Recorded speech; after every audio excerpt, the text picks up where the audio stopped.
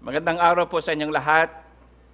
Ito po ay patuloy na paghahanda ho natin sa nalalapit na ating pong 26th founding anniversary.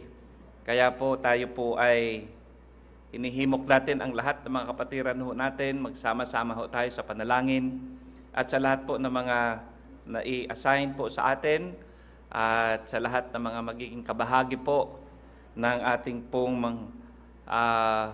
pagbibigay punyagi sa ating pong Panginoon, ay gamitin po natin itong pagkakataon habang tayo pa binibigyan ng Diyos na tayo po'y maglingkod sa Kanya. Ito pong ating pong event na magaganap sa October 30, mula po yan alas 9 ng umaga hanggang alas 3, yung pong Panginoon, Pamilya, Pamana, ay panalangin po natin ito. Nais po natin na lahat ng mga nanay natin, lahat ng mga tatay, kasama ho ng kanilang mga anak, pati na po ang ating mga SWYP, at mga career, at lahat, nais po natin na makasama ho rito. Bigyan po natin ito ng sama-samang panalangin na ito'y maging matagumpay, at sa pamamagitan po nito ay magkaroon tayo ng revival sa bawat isa.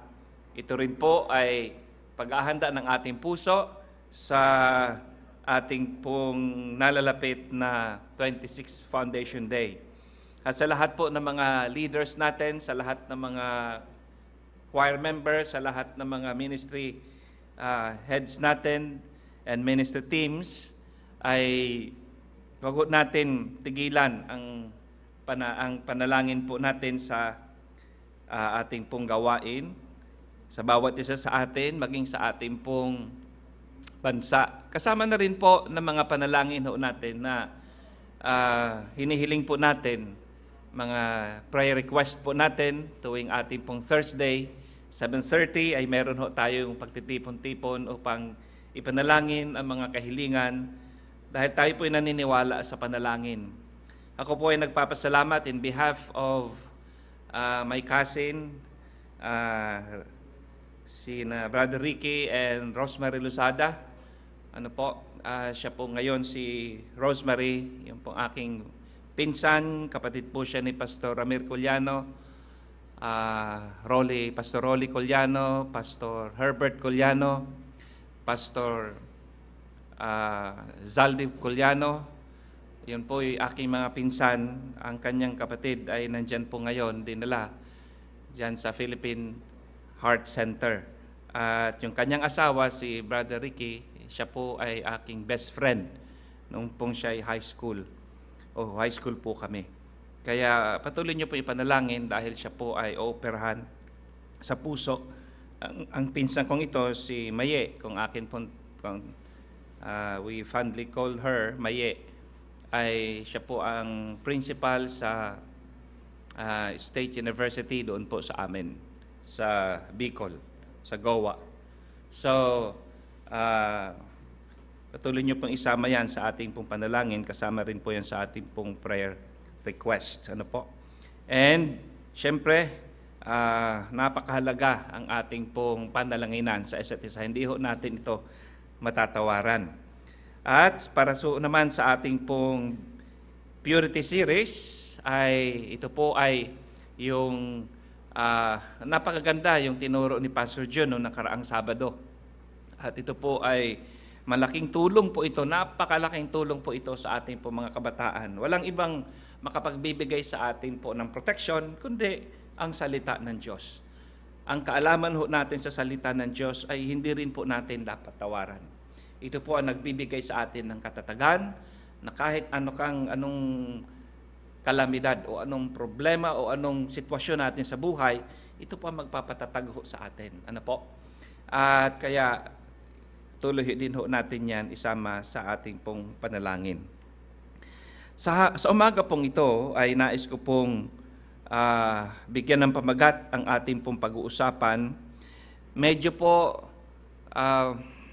malalim, sa ating po mga kapatiran na hindi masyado malalim ang kanilang kaalaman sa banal na kasulatan, ay pag tulungan ho natin ng ating po mga leaders. Dahil malamang ito pong aking maipapahayag po sa inyo mula sa salita ng Diyos ay ngayon nyo pa lamang mapapakinggan. Ano po? Ang ating pong pag-uusapan ngayon umaga ay biblical proof why OSAS is not Satan's doctrine. Ano po? So, medyo maselan, medyo baka maraming ma-offend, masaktan, at maraming hindi maniwala at sa katuroan pong ito, sa topic po natin na ito. Pero alam niyo po, pag pinag-aralan ho natin ang salita ng Diyos at pinagtagpi-tagpi, pinagtahi-tahi ang katotohanan ng salita ng Diyos, huwag natin lagyan ng sarili ho natin interpretasyon. Ang salita ng Diyos ay magbibigay pong kapaliwanagan po sa atin. Hindi natin ipapairal yung ating pong damdamin, silakbo ng damdamin, porque kakaiba ng paniwala niya sa paniwala natin ay magkakaroon na tayo naghidwaan, hindi pagkakaunawaan, at nandoon na kaagad, sarado na po ang ating pong isipan. Sa lahat po ng mga manonood po ngayon, kasama po natin manambahan sa Panginoon at makikinig, buksan niyo lang po ang inyong isipan at ipapakita po sa atin ang mga talata sa banal na kasulatan. Ito po ay biblical proof. At kung ito po ay biblical at kung atin pa pong sasalagin, ay wala na ho tayo magagawa niyan. Ano po? So tayo po muna ay sa madaling tumayo at tayo po ay humingi ng tulong sa Panginoon at tayo po ay mananalangin muna. Sandali. Dakilang Ama, maraming salamat po, Panginoon. Una, dahil kayo po ang aming inuuna, Panginoon, sa aming buhay. At ang lahat ng mga nagaganap, pagpapala, lahat ng mga nangyayari sa aming buhay ay pawang mga karagdagan yung pagpapala sa amin, O Diyos. Kami humingi ng tawad sa lahat po ng aming mga pagkukulang, kasalanan. At sa umagang ito, Panginoon, O aming banal na Espiritu, kayo po ay nasa aming puso at hindi na ho kayo aalis dito magpakailanman. Nais po namin magpakumbaba sa inyo, magpasakop sa inyo, bigyan nyo kami ng karunungan. Hindi lamang po kami, Panginoon, lahat po na maaabot po ng broadcast po ito. Dalangin po namin, Panginoon, na marapati nyo po ang aming pananambahan sa inyo at pakikinig at pag-aaral ng inyong salita. Ito po ang aming dalangin sa pangalan ni Kristo Jesus. Amen. Pwede na kayong maupo. Okay, medyo maluwag-luwag na ho tayo ngayon at baka nga naman talaga kung luluubin ng Panginoon sa darating pong December ay mas marami na ho ang makakadalo ho natin sa atin pong eklesiya at nakakamiss din po na makita ang ating pong mga kapatiran, lalong-lalo na po yung mga anak po ninyo na 2 taon na natin hindi nakikita, hindi nakadaupang palad, no? 1 taon lumalaki ho, no, sila at napakahalaga na sila rin ay lumaki na sa pag-aaral po ng salita ng Diyos. Now, bakit po ganyan ang aking pong title? Biblical Proofs Why OSAS is Not Satan's Doctrine. Na, yun pong video na napanood nyo po last week, ay meron po niya ng kabuuan ng video niyan. Yan po naman ay nasa YouTube, mga kapatid. At nawa ay sa lahat po, kung meron man po sa inyo na nangangamba kung kayo po'y ligtas o hindi dahil tinanggap niyo na si Kristo Jesus. Now, masasabi ho natin sa umagang ito mula sa kanyang salita na ang OSAS, pag sinabi ho natin OSAS, once saved, you are forever saved. Yun po yung ating pong paniniwala natin mga miyembro ng Lighthouse Bible Baptist Church. Ano po? Yan po ang ating pong sinasampalatayanan. At sinasabi ko po, hindi po ito doktrina ni Satanas. Ano ho?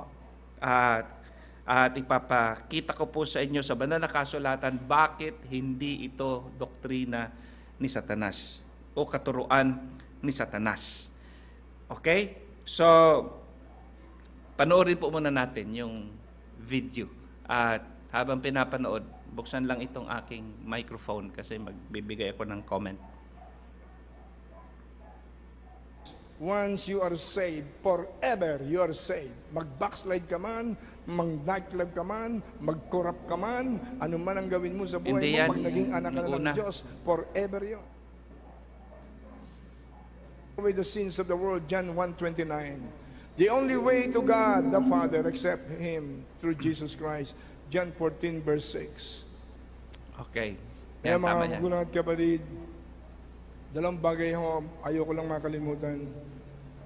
Pag tinanggap natin si Jesus, matapos Ano ba tayong kung pinanood hugasan nyo, ng dugo pag sa lahat ng pinakinggan nyo, kasalanan tama na naman, oh. nagawa, including the sins of omissions, ang Holy Spirit papasok sa ating espiritu. Yung espiritu natin na patay sa kasalanan because of original sin will be regenerated, made alive, born Oh. again. Tama Yan ang naman. sabihin po ng born again sa John 3:3. Papasok ang banal na Jesus espiritu said, pag unless a man tinanggap is mo si born again, Jesus he sa cannot see puso the mo. kingdom of God. Born again is not a religion. Akala ng iba, born again is religion, kaya umiiwas sila sa mga born again. Born again is a personal experience with the saving knowledge of God through Jesus Christ. Tama naman. Ang Kaya kaligtasan napakahalaga ay po, yun ang personal first experience. Kailangan prepared tayo, pero alam nyo, merong tsansa na mawala yung eternal life natin kung tayo mag-backslide. Ayaw maniwala ng iba. Hindi, pag naging anak ka ng Diyos, pag ba ikaw ay naging salbahe, mawawala ba yung pagkaanak ng Diyos sa iyo? Natutuwa ako sa ilang mga Bible preachers, kahit na Baptist-oriented sila, kinorek nila yung kanilang paniniwala. Hindi ko nabanggitin ang pangalan sa television. Kapag ikaw ay inadapt as American citizen, inadapt ka as Canadian citizen, inadapt ka as European citizen, once you violate the laws of the land, your immigration, your naturalization as citizen can be canceled and you can easily be deported. Mawawala yung pagiging citizenship mo. Tayo po, inampun lang tayo ng Panginoon. Post. Okay. Sa pag pinakinggan nyo mga kapatid, mukhang tama naman, di ba? Pag pinakinggan nyo lang, pag hindi masyadong malalim ang aral po natin sa banal na kasulatan. Tama naman na ikaw ay maliligtas pag tinanggap mo si Jesus sa puso nyo. Tama naman na ang banal na espiritu, pag ikay naligtas, papasok sa'yo. Tama naman. Tama naman na nilinis tayo ng dugo ni Kristo Jesus. Tama naman. Pero pagdating po doon sa kinakailangan ikaw ay manatili. Pagdating po doon sa ikaw ay kinakailangan na magpatuloy na gumawa ng mabuti. Kaya makikita ho natin at mapapakinggan na kapag tayo ay nagkasala, ang kaligtasan po ay nawawala. Kailan ba tayo hindi nagkasala? Meron pa po ba dito sa atin na mula nung naligtas ka? Tanong ko po sa inyong lahat. Meron po ba sa atin na mula nung tinanggap mo si Jesus sa puso mo hanggang ngayon, hindi ka nagkasala? Or marami tayong nagawang kasalanan? Okay? Kaya yung once you are saved, forever you are saved, mga kapatid, pinapaniwalaan po natin dahil yan ang katotohanan na sinasabi ng banal na kasulatan. Now, with regard sa adoption, at patungkol doon sa sinasabing pa ikaw ay naging citizen ka ng ibang bansa, naging citizen ka ng Amerika, naging citizen ka ng Pilipinas, naging citizen ka, no? Inadapt ka ng Pilipinas. Okay? At ikaw ay naging citizen. At pagkatapos na ikaw ay, ang tanong ko doon, anong kasalanan na pwede magpatanggal ng citizenship? Anong kasalanan na pwede magpatanggal ng citizenship? Okay, sabi ko nga, halimbawa, si Andrew, no, napunta ng Amerika at naging American citizen. Anong kasalanan? Jaywalking? Anong kasalanan? nang hold up siya at tinanggalan yung pagiging citizen? Anong kasalanan? Rebellion, pastor.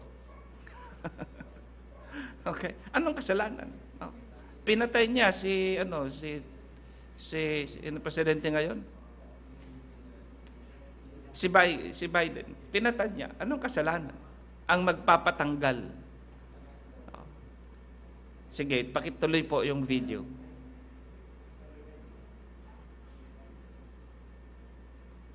Kaya merong sinabi sa Revelation 3:5, those who overcome until the end, I will dress them up with white. I will not blot out or erase their names from the book of life. And I will present them to my Father and to His angels. Revelation 3:5. Sa Revelation 3:16, you are neither hot nor cold. You are lukewarm. I will spew you out. I will spew you out from my mouth. Susuka kita. Dahil hindi ka mainit, hindi ka malamig, maligamgam ka. Tingnan ninyo ang Exodus 32, verse 32. Nung magkasala ang mga anak ng Diyos, naggalit ang Diyos, gumawa sila ng golden calf. Sa Exodus 32, verse 32, nag-intercede si Moses, Lord, patawarin mo ang mga anak mo na nagkasala sa iyo ng idolatry. Nasa Bible Kung hindi mo naman sila patatawarin, Panginoon, burahin mo na rin ang pangalan ko sa aklat ng buhay. Wow! Napakadakila talaga ni Moses, who is that a type of Jesus Christ. Because God commended His love for you and me, that when we were yet sinners, Christ Jesus died for us. Romans chapter 5, verse 8. Anong sagot ng Diyos sa Exodus 32, verse 32? Anong sabi ng Exodus 32, verse 32? But now, please forgive their sins, but if not, then blot me out of the book you have written. Anong sagot ng Diyos? Sa 33, verse 33. Okay. Nakita niyo po yung verse na yon. Yun po yung kung wala po kayo last week at hindi po ninyo napanood yung explanation niyan patungkol po sa blot out, pakinggan niyo po yung mensahe po nung last week. Ano po? Dahil noon binuo na natin 'yan at piniliwanag po sa bawat isa. Ano po? Pero itong verse na 'yan, lalo na po yung sagot ng ating pong Panginoon, diyan po ako makikita ho natin ang point na nais niya pong i-drive, na ang kaligtasan po ay nawawala. Kaya in-emphasize niya na ang sagot ng Panginoon, tatanggalin siya sa aklat ng buhay. Paki-run ulit ng video. Exodus 32, verse 33, anong sagot ng Diyos? The Lord replied to Moses, whoever has sinned against me, I will blot out of my book. Kaya itinuturo ng mga taga-Singapore na popular na preacher, hyper grace. Once you are saved, forever you are saved. Mag-backslide ka man, mag-nightclub ka man, mag-corrupt ka man, ano man ang gawin mo sa buhay mo, pag naging anak ka na ng Diyos, forever yon. Because of hyper grace. Yon ang doktrina ni Satanas. Gusto ni Satanas paniwalaan yun ng maraming Kristiyano para marami siyang makasama sa impyerno. Okay.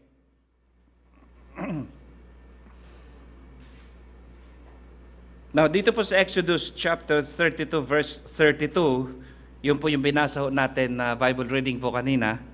At ang sabi po, yet now, if thou wilt forgive their sin, and if not, blot me, I pray thee out of thy book which thou hast written. Ito po ay binanggit po ni Moses. At ito yung pleading ni Moses dahil po nagkasala ang bansang Israel nung sila po'y gumawa ng kanilang Diyos-Diyosan, yung golden calf na tinatawag. At dahil po dyan, ginamit yung verse 33. Tingnan niyo po yung sagot sa verse 33. Kasi sabi ni Moses, blot me out. Panginoon, patawarin niyo po sila sa kanilang kasalanan. At kung hindi mo sila patatawarin, ako na lang po, para sa akin, ako na lang po ang burahin ninyo. At ako'y nananalangin sa inyo, Panginoon, burahin nyo na ang pangalan ko sa aklat ng buhay o sa iyong aklat na iyong isinulat.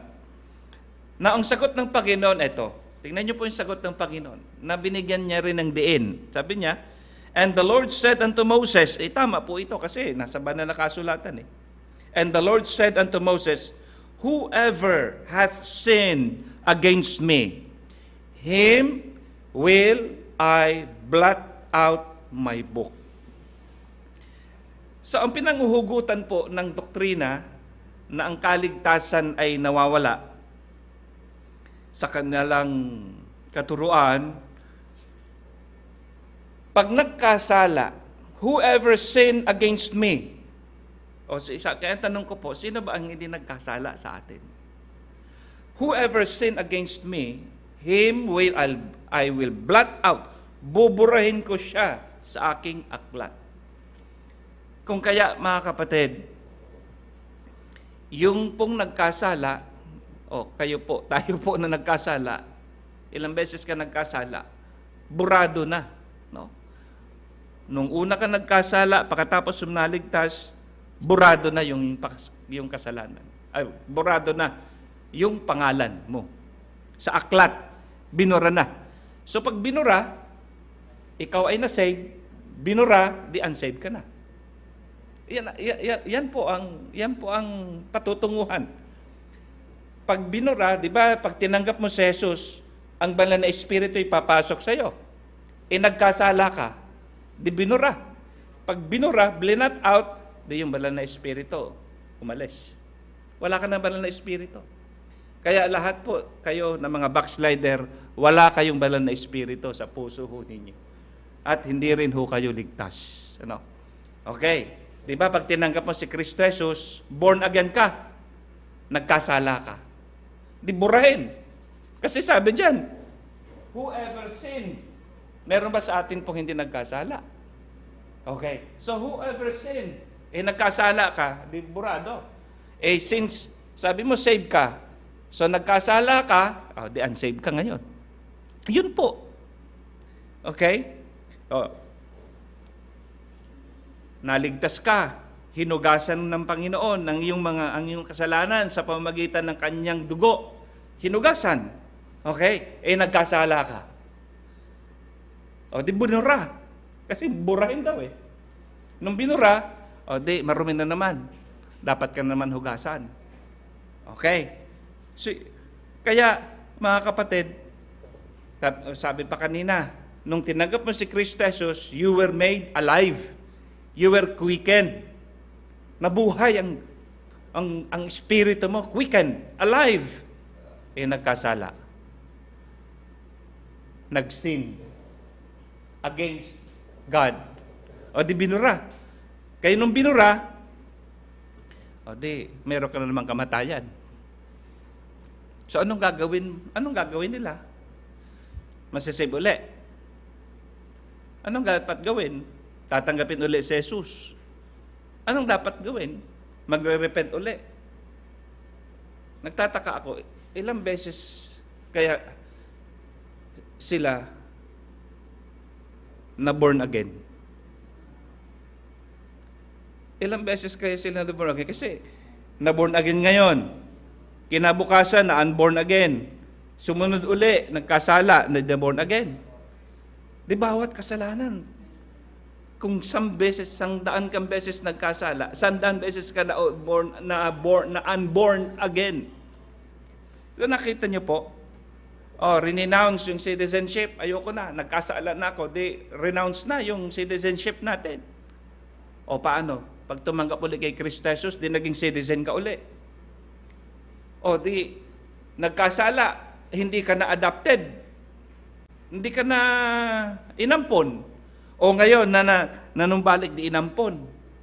Inampon ka na naman. Kung isang beses ka nagkakasala, sa loob ng, sabihin natin, isang buwan, di sa loob ng isang taon, 12 beses ka naging born again.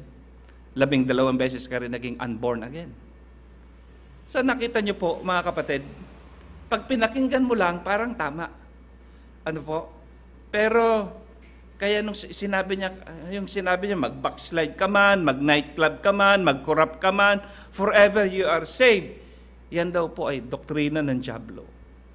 Now, Alam niyo po, may mga miyembro din ho tayo na kahit po sila ay Bible Baptist at miyembro ho natin, nagna-nightclub din. Nagbabackslide din. No? Kahit po sila ay miyembro ng simbahan ho natin, bumabalik din sa paninigarilyo. Bumabalik din sa pag-iinom ng alak.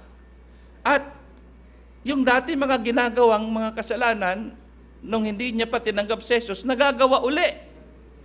Okay? Nagagawa uli. At anong masasabi natin dyan? Yun ba ay doktrina ni Satanas? Kasi ang sabi ho, mag-blackslide ka, mag-nightclub ka, mag-corrupt ka man. Okay, ba't hindi ba tayo corrupt?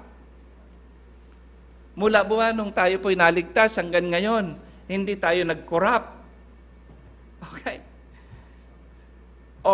Kaya kawawa naman yung mga miyembro natin na hindi tapat sa simbahan natin, hindi pala attend ng church.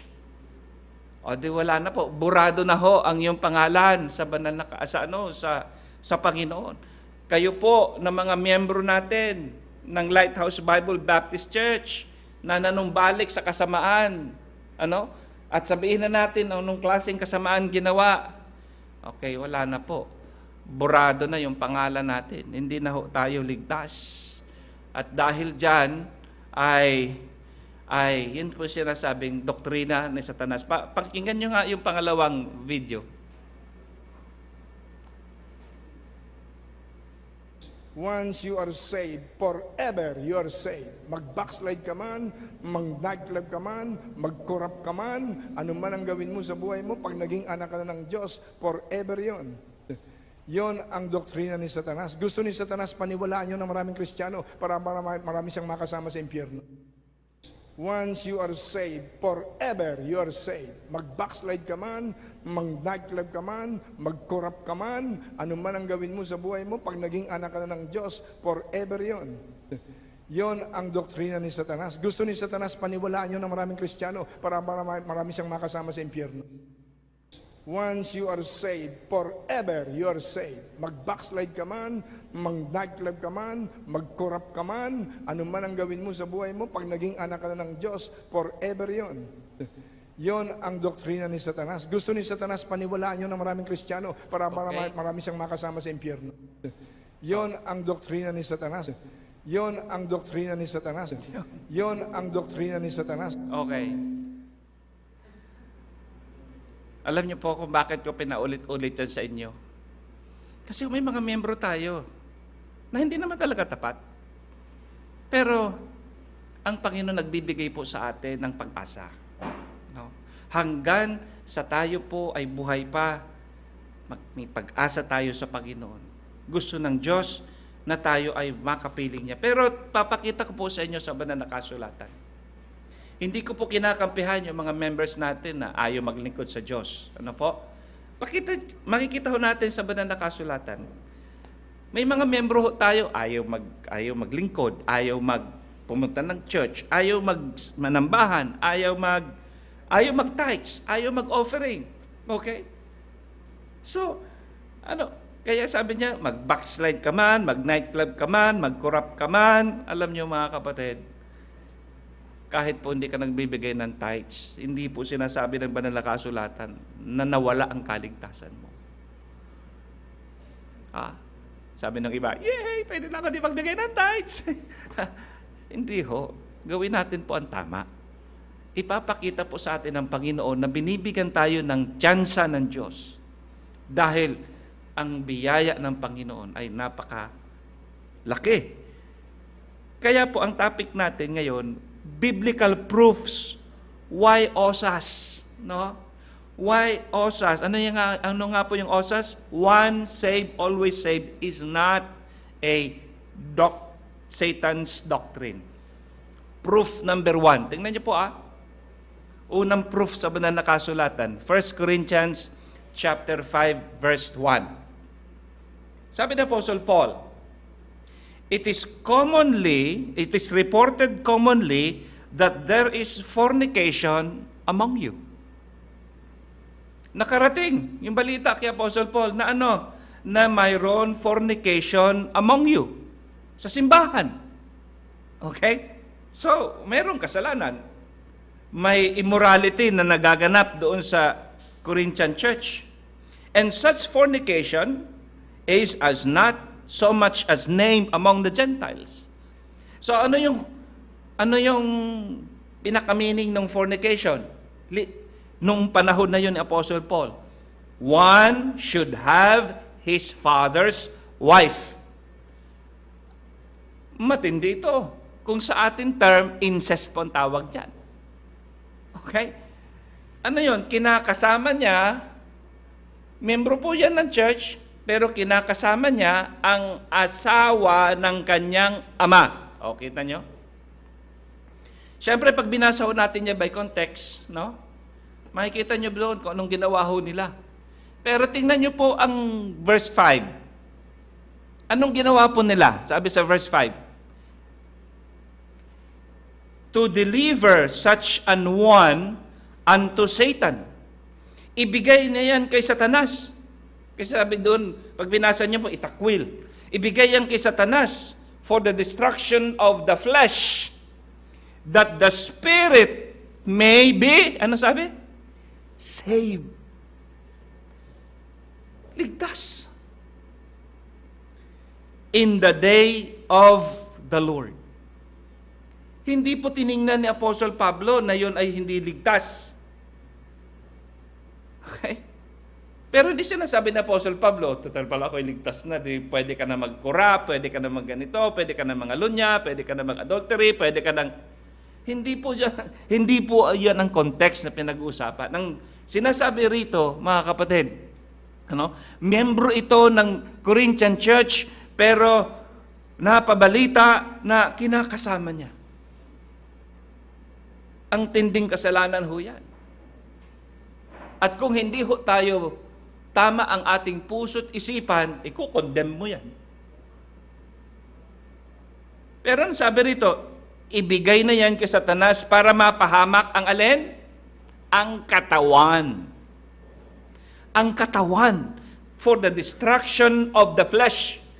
Pero, yung spirito, yung soul, saved in the day of the Lord. Kailan ba in the day of the Lord? Rapture. Yan ang una. Okay. Proof number 1. Proof number 2. 2 Corinthians chapter 12, verse 19. Again, think ye that we excuse ourselves unto you? We speak before God in Christ, but we do all things dearly beloved for edifying. Na bago po natin yan, alam niyo po, ang pag-interpret ng banal na kasulatan, we do not interpret ourselves. But Scriptures interpret Scripture. Let Scriptures interpret Scriptures. Ang banal na kasulatan din po ang magpapaliwanag. Kaya nakalagay dyan, dearly beloved. Sa banal na kasulatan, pag tinawag po tayong dearly beloved, ano ho? Okay? Tingnan niyo po, pag sinabing beloved sa banal na kasulatan, alam niyo sa Ephesians chapter 6, iwanan po muna yan kasi that is 2 Corinthians chapter 12, verse 19, 20, 21 po yan. Pero bigyan ko lang muna ng diin itong beloved mga kapatid. Punta tayo sa Ephesians chapter 1, verse 6. Kasi pag sinabing beloved, to the praise of glory of His grace, wherein He hath made us accepted in the beloved. Tayo po, ang mananampalataya, tinutukoy na beloved ng ating pong Panginoon. Ikaw, kung tumanggap ka po kay Kristo Jesus, mananampalataya ka, ikaw po ay beloved ng Panginoon. And you were made accepted. Tinanggap po ikaw ng Panginoon. Tinanggap ka ng Panginoon, tayo ng Panginoon, hindi dahil sa ginawa nating mabuti o ginawa natin na mali. Tinanggap tayo ng Panginoon as you are. Ano ho? Besides our work, tinanggap ka ni Kristo Jesus. Now, Yung anong sabi doon sa naunang verse niyan, verse 5. Tingnan niyo po yung verse 5. Ang lahat ng mga beloved, anong sabi diyan? Having predestinated us. Lahat ng mga beloved, mga kapatid, they are predestinated us unto the adoption of the children by Jesus Christ. Lahat ng mga beloved, sila po ay itinalaga na sila'y maging ampon. Okay? Adopted. Adoption. According, paano tayo adopted ng Panginoon? Bakit tayo inadopt? By works natin? O by bad works natin? Walang kinalaman ang works. Tinanggap tayo ng Panginoon according to the good pleasure of His will. Ayon sa Kanya. Kaya di ba, kinanta kanina, dakila ka, Panginoon. Di ba kinanta kanina? Dakila ka, O Diyos, tapat kang tunay. Dakila ba ang Diyos kung ang kaligtasan, bawi, bigay, bawi, bigay? Anong klaseng kadakilaan yan? Dakila ba ang Diyos kung ang eternal life nawawala? Anong klaseng kadakilaan yan? Hindi ba mas dakila na kahit ikaw'y makasalanan, ligtas ka? Hindi ba mas dakila yon? Pakita ko, hindi ko po sinasabi na dapat gumawa tayo ng kasalanan. Pero malinaw na sinasabi ng banal na kasulatan na dakila ang Diyos. We are beloved. Dakila ang Diyos. According to His good pleasure, yan ang kadakilaan ng Panginoon. Okay, balik tayo doon sa verse kanina. Again, think ye that we excuse ourselves unto you. Anong sinasabi rito ni Apostle Pablo? Kasi papasyal siya doon sa simbahan uli. Pupuntahan niya uli ang Corinthian church. Kaya sabi niya, akala ba ninyo pinagtatanggol namin ang aming sarili? Sabi ng Apostle Paul sa kanila, we speak before God in Christ, but we do all things, dearly beloved, for the edifying. Ginagawa namin ang lahat para sa ikakatibay ninyo. Okay, yan ang sabi sa verse 19. So, tingnan niyo po ang sabi ng Apostle Paul, okay, dearly beloved sila. So, sila rin ay ligtas. Sila ay mga mananampalataya. Now, verse 20. Tingnan niyo po ang verse 20. Walang kukurap. Dahil ang sabi sa verse 20. Papasyal si Apostle Paul. Sabi niya, for I fear, ako'y nangangamba when I come sa simbahan ninyo. When I come, pagpunta ko riyan, I shall not find you such as I would. Na hindi ko kayo makita sa inyo. Baka makita ko sa inyo, sabi ng Apostle Paul, baka hindi ko magustuhan. Okay? Ano itong inaakala ni Apostle Paul na hindi magustuhan na makita niya? And that I shall be found of you such as you would not. At gayon din ako. Baka magtagpo tayong hindi natin magustuhan ang kapwa gagawin natin. Tapos sabi ng Apostle Paul, baka magulat kayo. Kasi sa simbahan po na kanyang pupuntahan, anong sabi ng Apostle Paul? There be, and that I shall found you, such I would not, lest there be, ano sabi? Meron dyan daw debates. Isipin nyo, miyembro ng simbahan, meron pag-aaway-away, debates, meron envyings, pag-aalitan, meron pag-iinggitan, wrath, pagkagalit-galit, stripes, backbitings, okay? Pagsisiraan, whispering, pagchichismisan. Sa simbahan na ito, swelling, pagmamataas, and tumults, kaguluhan. Sabi ng Apostle Paul. So ito yung mga kasalanan. Kaya tanong ko nga, anong kasalanan ang magtatanggal na sa iyo ng kaligtasan? Na dito po sa talatang ito, proof number 2, meron debates. Yung pang pag-debates natin, pag hindi pag-aaway-away natin, magtatanggal ang kaligtasan. May mga miyembro ba na mula naligtas hanggang ngayon, wala ka man lang kaaway? Kahit sa opisina mo. Mula na ikaw sinabi mo, ikaw ay ligtas at tinanggap mo si Kristo Jesus, mula ba noon hanggang ngayon, hindi ka ba nainggit? Envy? Mula noon hanggang ngayon, hindi ka ba nagkaroon ng wrath? Aalitan? Ilan ang nakaalitan natin sa simbahan? Ilan ang nakaalitan mo sa pamilya mo? Ilan ang nakaalitan mo sa opisina?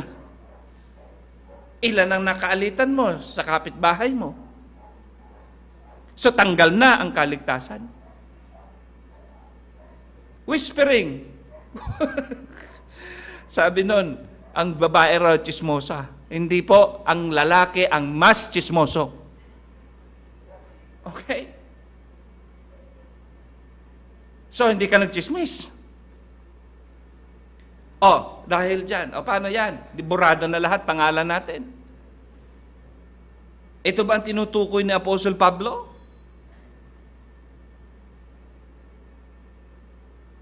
Meron ba sa atin rito na mula noong naligtas hanggang ngayon, walang ginawang ni isang kasalanan? Di tanggal ng kaligtasan. Bakit po? Bakit po once saved, always saved tayo? Tingnan nyo ito. Next verse na, verse 21. And lest, when I come again, sabi dyan, and lest when I come again, my God will humble me among you, and that I shall bewail many which have sinned already. Tingnan nyo po which have sinned already and have not repented of the uncleanness and fornication and lasciviousness which they have committed. Sino po tinutukoy nito? Beloved. Si beloved unclean. Si beloved nag-fornicate. Si beloved gumawa ng lasciviousness, karumihan. Kahalayan which they have committed. Sinabihan ba ni Apostle Paul, doktrina yan ng dyablo? Tingnan niyo po next verse. Yung next verse po ang gusto ko makita nyo. Sabi doon, hindi, pangatlo na pala ito. Okay. Ayan. Pangatlong proof, mga kapatid. Kita nyo? Si beloved, ito yung mga kasalanan. Kaya tanong ko, anong ang kasalanan? Ang magpapabura. Anong kasalanan ang magpapabura ng iyong pangalan? Anong kasalanan ang magpapa-unsave sa iyo? Kaya, porque hindi ka nagbigay ng first, kasalanan ba hindi magbigay ng first fruit offerings? Yes! Di unsaved ka na. Kaya sabi ko, magbigay ka. Kasi pag nagbigay ka, magpapatunay na ito. Pero kung hanggang rapture, mga kapatid, di ka man lang makitaan ng pagkilo sa Panginoon, kasi mahirap magsabi, ikaw unsaved, ikaw unsaved, ikaw unsaved, ikaw. Kaya ang encouragement natin, magpagamit sa Panginoon. Hindi yan, hindi ho tayo galit sa doktrinang once saved, always saved. Diyan tayo may madalas pinupulaan. Dahil ginagawa daw natin, lisensya ang kaligtasan. Hindi po naman tingnan niyo po. Biblical proof number 3. Sabi diyan, ito po, tingnan niyo po ito sa ibang anggulo. Ano ho? For by grace are ye saved. Saved na ba siya? Opo. Saved. Through faith. Okay? And not of yourselves. Naligtas daw po tayo, hindi sa ating sarili. Definition, ano pang ibig sabihin ng hindi sa ating sarili? Hindi sa ating gawa, not of works. So naligtas ka, wala kang ginawa para ikaw'y maligtas. Okay? Wala kang ginawa para maligtas. Niligtas ka lang ng Panginoon ayon sa kanyang kagustuhan. Hindi ba dakila ang Diyos? Okay? Now, tingnan niyo po. Kung i-define natin, anong ibig sabihin ng gawa? So, punta tayo sa Ecclesiastes chapter 12, verse 14. Let Scriptures interpret Scriptures. Ano yung gawa na tinutukoy? Sabi sa Ecclesiastes 12:14, for God shall bring every work. Di gawa yon, di ba? Every work into judgment. Lahat na gawa natin ay hahatulan. With every secret thing. Pati yung mga katago-tago natin na kasalanan. Hahatulan yan. Lahat na gawa may hatol. Maging ang gawa natin ay good. Sabi dyan yung verse na yan. Or bad. Okay. So, ang ibig palang sabihin ng not by works, you are saved, not of yourselves, not of good things that we have done, you are saved. Or even, not of evil things that we have done, you are saved. Meaning to say, walang kinalaman ang works natin, whether it is good works or bad works, walang kinalaman sa kaligtasan. Naligtas tayo, hindi tiningnan ng Panginoon ang good works o bad works sa atin. Kaya nga masasagasaan rito ang doktrina ng Katoliko Kasi sa Katoliko, pupunta ka sa langit pag ikay mabuti. Yan ang konsepto ng natin lahat dati. Para mapunta ka ng langit, gawa ka na mabuti. Hindi po. Ang pagiging ligtas, walang kinalaman ang gawa. Whether it is good or bad. Now, tingnan niyo po. Kung naligtas po tayo, kung naligtas ka, hindi dahil sa ginawa mong mabuti o ginawa mong masama, tanong, anong pwedeng mag-unsave sa'yo na gawa mong mabuti o gawang masama? Hindi ka nga naligtas dahil sa may ginawa kang masama. Wala rin kinalaman ang gawa mong masama upang ikaw ay ma-unborn again. Nakita nyo? Wala ka rin gagawing anumang klaseng kasamaan upang ang banal na espiritu ay mawala sa sarili mo, sa buhay mo, sa puso mo. Inadapt ka na ng Panginoon. Inampun ka na ng Panginoon. Walang anumang klaseng bigat o napakabigat na kasalanan na magtatanggal sa iyo na ikaw ay hindi na inadapt. Dahil walang kinalaman ang gawa. Not of works, lest any man should boast. Paano naliligtas ang tao? By faith. Not by works. Kaya nga, biyaya, grace ng Panginoon. Okay? Pangilan ng proof to? Pang-apat. Sabi rito, tingnan niyo po, pang-apat na proof.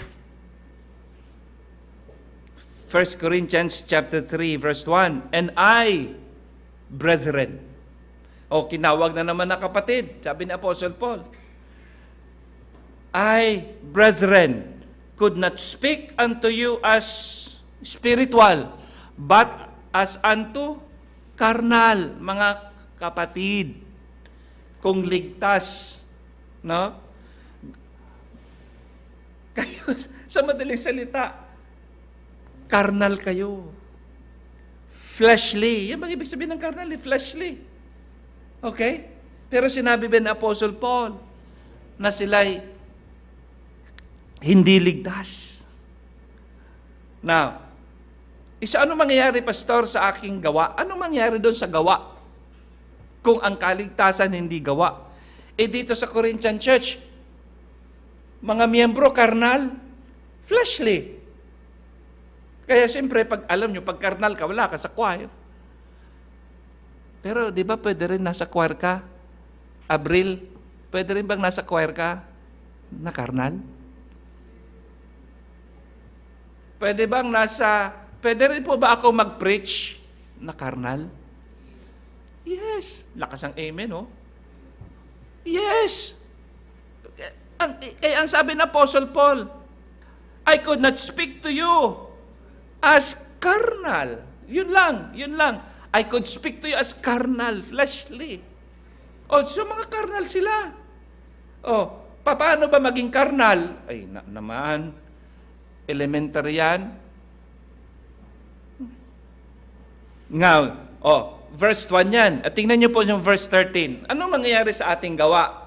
Tingnan niyo po, proof ito na hindi po doktrina ni Satanas ang once saved, always saved.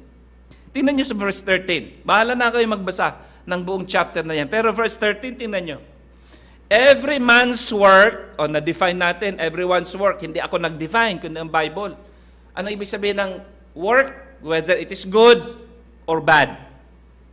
Every man's work shall be made manifest. Maihahayag daw lahat, mahahayag. Ang lahat, walang maitatago.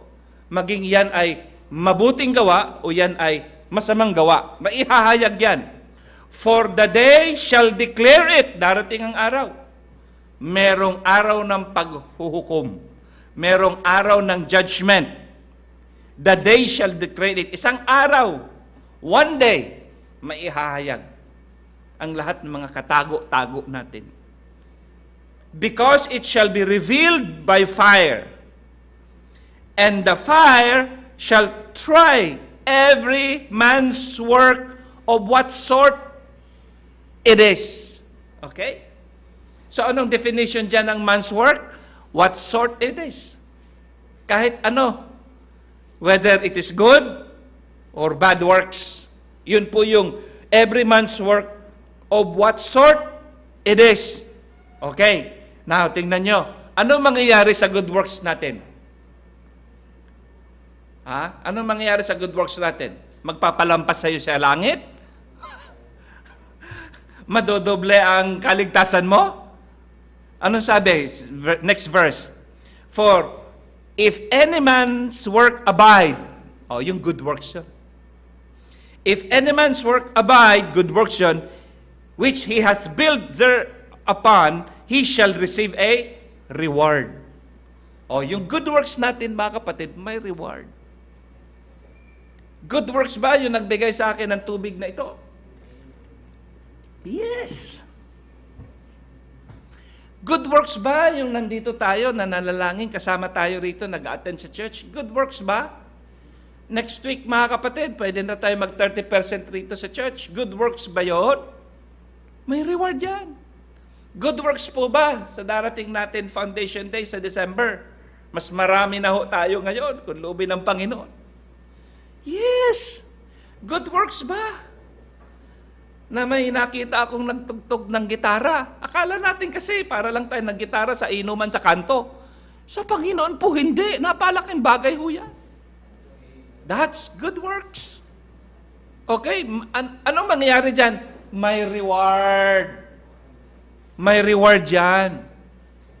Minamaliit kasi natin ang dakila ka, O Diyos, tapat kang tunay. Kaya nga siya dakila. Kasi kahit umupo ka lang sa church at wala ka lang kibo, nandiyan ka lang sa church, presensya ka lang, padagdag ka lang attendance, may reward ka na eh. Lalo na. Kung yun nga maliit na bagay, may reward ka. Lalo na. May pagkilos ka sa church, lalo na nagbigay ka ng tithes. Alam niyo mga kapatid, ang reward ng Panginoon may degree. No? Ang reward ng Panginoon. Lalo na pag nagbigay ka ng first fruit offerings. Hindi ko po sinasabi sa inyo na pag ikaw hindi magbigay ng first fruit offerings, doktrina yan ng dyablo at hindi ka nagbigay, impyerno ka. Hindi ko. No? Ano sabi dyan? Paano, pastor naman, ang mga bad works ko, bad works? Tingnan natin ang Bible. Huwag natin lagyan ng opinion. Ano sabi? Sa next verse, verse 15. If any man's works shall be burned, nasunog eh. Ang masusunog, yung mga bad works, he shall suffer loss. Yun pala mangyayari. Yung bad works mo, okay, Kristiyano ka, pero hanggang ngayon, naninigarilyo ka eh. Kristiyano ka, pero ngayon nangiinom ka. Kristiyano ka, nagdodroga ka. Kristiyano ka, madaya ka. Kristiyano ka. Okay, ano mangyayari? Magiging unsaved ka? Yan ba sabi ng verse? Ano sabi ng verse? He shall suffer loss. O, di mawalan ka ng gantimpala. O, gantimpala palang pinag-uusapan. Yung good works, bad works natin, mga kapatid, ang pinag-uusapan dyan, kung magkakaroon kang gantimpala o wala. Pero, ang hindi kaligtasan. Bakit? Bakit po? Anong sabi sa kaligtasan dyan? But he, nakita nyo? But he shall be, ano yan? Saved. Ganun po ba, pastor? Ay, hindi. Sabi ng Bible. Saved pa rin siya. Maliligtas pa rin siya. Kaya nga lang, yet so as by fire. Dadaan siya ng matinding apoy sa kanyang buhay. Kaya may mga Kristiyano, mga kapatid, na hindi tapat sa Panginoon, dumadaan ng apoy sa kanyang buhay. Tapos hindi na pagtatanto, ano kaya? Bakit kaya minamala sa buhay? Maging tapat ka. Kasi pag dumaan ka sa apoy na tapat ka, kasiyahan yun. Hindi nyo naiintindihan na yan ay magbibigay kasiyahan ang lahat ng mga pagsubok na ito. Dahil tapat, tama ang puso natin sa Panginoon. Kaya mga kapatid, no? Pag sinabi natin, once saved, always saved, hindi po yan doktrina ng dyablo. I hope you are settled. Kasi pag hindi niyo po ito paniwalaan sa inyong puso, papaano? Papaano ang kaligtasan mo? Kaya, hindi ho natin tinatakot ang mga miyembro natin. Pag hindi ka mag-attend ng church, hindi ka naligtas, buburahin pangalan mo, hindi natin tinatakot. Kasi wala naman ganun si Apostle Paul. Sabi, ang palaging sinasabi ng Apostle at sa banal na kasulatan, ini-encourage ang lahat na manatili. Manatili sa Panginoon at sumunod sa Kanyang salita. Tanong, nung bang naligtas ka, binago ng Panginoon ang iyong dating ikaw? Hindi. Naglagay ang Panginoon ng bagong ikaw. Nandun pa naman yung flesh. Hindi naman nagbago eh. Nagkaroon ka lang ng divine nature. Bago ka naligtas, meron kang sinful nature, lahat tayo. Pero nung naligtas ka, hindi naman binago yung sinful nature, nandoon pa rin. Nagdagdag ang Panginoon ng divine nature. Kaya what would you expect? Magiging banal ka? Hindi. Pagdating ng rapture, yung flesh, wala. At ang papasok sa langit, yung tayo. Hindi na magkakasala. Kaya tayo nagkakasala dahil nasa flesh ka. Mga kapatid. So anong dapat nating gawin? Magpakarunong sa salita ng Diyos upang hindi ho tayo masinsay.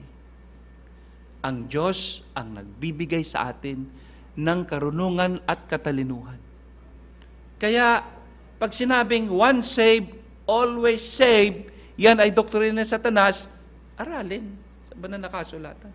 Doktrina nga ba ito ni Satanas? O ito ay katuruan ng banal na kasulatan? Na ang eternal security, ang buhay na walang hanggan, ang kapatawaran ng Panginoon, ang pagpasok ng banal na Espiritu sa atin, pagbigay ng banal na Espiritu sa atin, kailanman. Hindi na ito aalis sa ating buhay. Hindi na tayo magiging unborn again. Hindi na tayo magiging unadopted.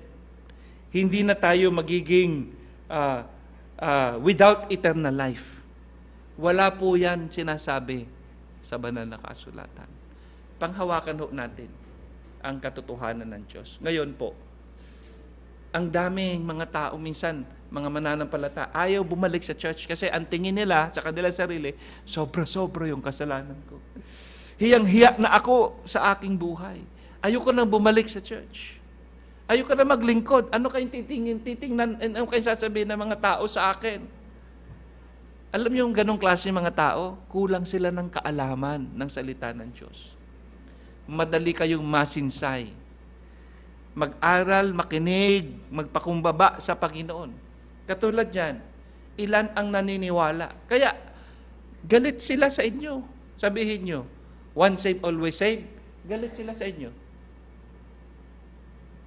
Sabihin mo, meron akong eternal life. Sasabihin sa inyo, ganyan nga. Doktrina yan ni Satanas. Mga kapatid, hindi po ito doktrina ni Satanas. Tayo pong lahat tumayo at tayo po ay manalangin. Dakilang Ama, maraming salamat po o Diyos sa umagang ito, Panginoon. Nawa ito pong inyong mga talata na nakita namin sa banal na kasulatan ay hindi nagpapakita na ang kaligtasan ay nawawala. O ang eternal life ay binabawi ng Panginoon. O ang osas ay doktrina ni Satanas. Panginoon, salamat po sa iyong kadakilaan. Batid namin, Panginoon, na sa darating na mga huling panahon, huling araw, itong doktrinang ito na aming pinaniniwalaan ay magiging sanhi ng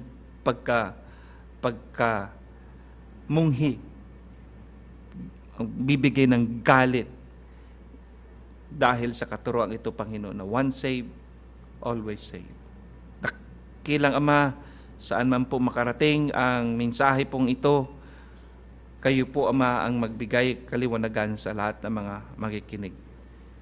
Habang tayo nakayuko at nakapikit, kung meron po sa ating pong mga manonood na hindi po tiyak na kayo po'y ligtas at hindi niyo tiyak na pag kayo bawian ng buhay, sa langit ko kayo tutungo. At batid ninyo na parang napakalaki ng kasalanan po ninyo sa Panginoon. Napakalaki po ng biyaya ng Diyos. Magtiwala kayo sa salita ng Diyos. Pagtiwalaan nyo na si Jesus ay namatay para sa inyo. Inilibing para sa iyo. At nabuhay naman muli para sa iyo. At ang Panginoon nagbibigay ng buhay na walang hanggan.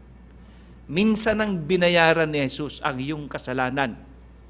Hindi na ho yun uulitin ng Panginoon upang siya'y mapako uli sa krus. Para bayaran uli ang patuloy mong pagkakasala at pagkakasala at pagkakasala at pagkakasala. Minsan lang si Jesus ipinako para sa iyo. Minsan lang niya lang binayaran ang iyong mga kasalanan once and for all. Pag nagtiwala ka sa Panginoon ngayon, ligtas ka magpakailanman. At kung iniisip mo na napakalaki ng kasalanan mo sa Panginoon, napakadakila po ang Panginoon. Higit sa ating pong nagawang kasalanan. Nais ng Panginoon na matuto ka ng kanyang salita. Labanan natin ang dyablo at mga maling katuruan ng kanyang karunungan salita na yung napapakinggan sa pulpitong ito. Mamayang hapon po, makinig tayo sa ating pong pagtuturo. Meron po ulit tayong groupings mamayang hapon. Tuturuan ulit tayo, maging matatag. Gagamitin tayo ng Panginoon. Kalat natin ang mabuting balita. Eternal ito sa ating buhay. Kaya kung gusto nyo tanggapin si Jesus sa puso nyo, magtiwala ho kayo. Kausapin nyo ang Panginoon. Kausapin niyo si Jesus sa inyong puso. Kahit pagkatapos po ng service na ito, kausapin niyo ang Panginoon, magsisi ka sa iyong kasalanan, maglingkod sa Diyos, maghanap ng simbahan na kung saan doon ka lalago. You can attend ng mga, pakinggan niyo po ang mga mensahe rito, mamayang hapon, pakinggan niyo po ang mensahe, mamayang hapon. Sumama sa ating pong doctrine class pag Tuesday, Thursday, meron tayong prayer meeting. magpagamit sa Panginoon. Maraming salamat po, O Diyos, sa mga katotohanan pong ito. Biblical proof na hindi ho namin pwedeng pasibalian na nagpapatunay na ang doctrine of eternal security, once saved, always saved, ay hindi po ito doktrina ni Satanas. Kayo rin po magbigay liwanag sa lahat po na mga pagpapahayag ng banal na kasulatan sa pulpitong ito. Ibalik niyo po kami mamayang hapon, Panginoon, at pagpalain ang aming pong pag-aaral muli ng iyong salita. Ito pong aming dalangin sa pangalan ni Kristo Jesus. Amen. Amen. You may take your seat.